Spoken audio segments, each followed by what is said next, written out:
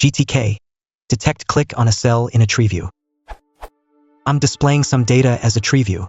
How can I detect a click on a particular TreeView cell so that I know which column of which row was clicked on? This is what I want to do, so maybe there's a better way.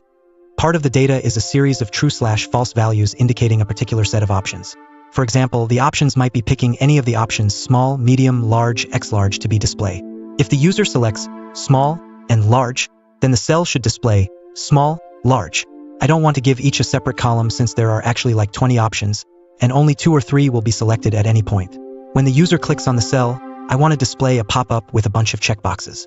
The user can then select what he wants and submit the changes, at which point the cell's value should be updated. The easiest way I thought of doing this would be to just detect a click or a double click on the cell. Then I could pop up the window and have the submit button of the window do what I want. From this GRIA tutorial and the API docs, I can just connect to the row-activated event, which will give me all the information I need.